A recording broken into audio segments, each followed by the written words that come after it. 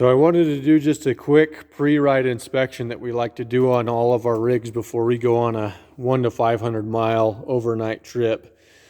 First things first, so I like to grab the wheel and look for excessive play in the rack and pinion. So that feels pretty good. You can give her a good shake there. And then following that forward, we're gonna look all these boots over on the rack and pinion. There's some boots here on the tie rods and everything. Make sure those are all good. Next thing is go to all 4 tires. You're going to grab this and just try and shake it about as hard as you can. And if you feel any play in anything in this area, you could possibly have a loose axle nut or a wheel bearing getting ready to go bad. You're going to want to look at all of your inner and outer boots, your CV boots, make sure they're all good. Check your ball joints over and make sure there's not play in those ball joints. Go to all 4 corners and check your brake pad thickness. Make sure you got good brakes and that your fluid is topped off. Another thing we're going to look for when we're shaking this is all of these A-arm bushings. You're going to need to make sure they're all good and check and make sure all these 18mm nuts and bolts are tied up there. Check that front differential fluid. Make sure it's all topped off and there's no leaking going on there. Check your headlights, high and low beams. Make sure they're working like they should. It's not a bad idea to get your car up to temperature. Make sure your fan's operating like it should. Following this kind of around here, look at your shock shaft. Make sure you don't have anything leaking out of any of your shocks and make sure those are all good.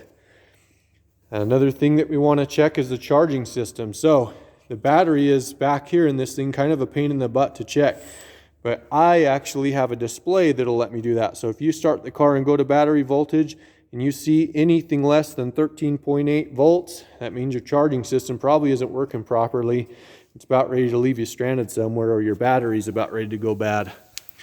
Another thing we're going to do is hit all our grease zerks on the A-arms, all of our sway bar bushing points and everything. Check these over, make sure there's not excessive play in any of those joints. Again, shaking this wheel is something we would check. Back here on the Can-Ams, we have a gearbox or transmission plug. We'll check, make sure that's nice and clean, no glitter in there or anything. And give yourself a good fresh oil change when you come out. We're going to be covering some miles. You're going to want to make sure that's okay. One thing I'd recommend bringing with you if you don't have a particle separator is a spare air filter. But if you've got a particle separator, make sure you've got a good clean one, because as many miles as we're covering, you might need it. But that pretty much does up the pre-ride inspection and everything. Another thing we really like you to have is a rugged radio system. So if you don't have one of these, we can get you hooked up with one of those. We're also a dealer with SB filters, so we can get you a particle separator, Super ATV. We're set up with a bunch of different companies. So if you see something on your rig here that you'd like to have, just let us know.